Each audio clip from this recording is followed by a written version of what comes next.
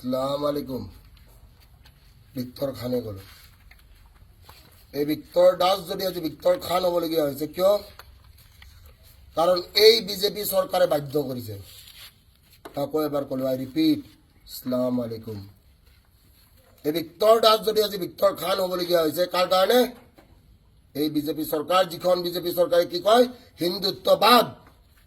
এই বিজেপি সরকার যিখনে কি বলি কয় বলে গেরুয়া রং। কিন্তু এই বিজেপি সরকারে কি কৰিলে আমাক নোয়া কৰি পেলালে। মই টুপি পিন্ধা আপোনালোকে দেখিছে। তহঁতৰ হেমন্ত বিশ্ব শৰ্মাই এদিন টুপি পিন্ধিছিলে যেতিয়া স্বাৰ্থ আছিলে। মোৰ কোনো স্বাৰ্থ নাই আৰু মই পলিটিক্স কেতিয়াও নকৰোঁ। क्योंकि सरकार जिसका भी नहीं होगा। Victor Das flex দেগা।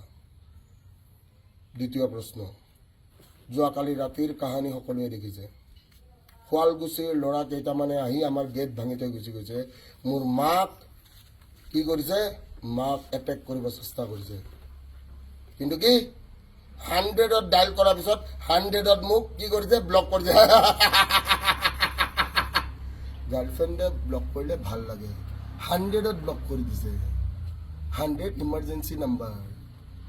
ঠিক আছে। তৃতীয় প্ৰশ্ন, ভিক্টৰ দাসে আগন্তুক কি কৰিব? ভিক্টৰ দাসে ভিক্টৰ সেনাক এটাই মেছেজ দিব যে কি ঘৰত থাক আৰু ঘৰত থাকি দুনিয়া কেনেকৈ হিলাব পাৰিব মই শিকাম। জয় অসম। হিন্দু মুছলিম বুলি কথা নাই, জয় অসম সদায় কম।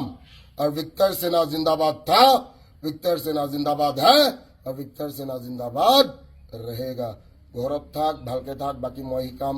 গোটেই চিষ্টেম মোৰ হ'ব। হস্পিটেলো মোৰ হ'ব, শ্মশানো মোৰ হ'ব, জেলো মোৰ হ'ব, চব হ'ব। টেনশ্যন নলবি, ভালকে পঢ়। মই পঢ়াব পৰা নাই, মোৰ ভুল হৈছে, মোক পঢ়াব দিয়া নাই।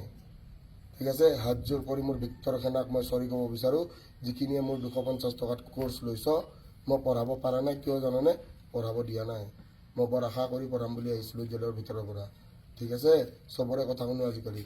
বাকী গোটেই ভিক্টৰ সেনাক ভৰিত ধৰি মই প্ৰণাম কৰিছোঁ। এই সিংহাসন তহঁতৰ হ'ব। ঠিক আছে। জয় অসম। হিন্দু মুছলিম বুলি কথা নাই, জয় অসম। আকৌ এবাৰ কওঁ, হিন্দু মুছলিম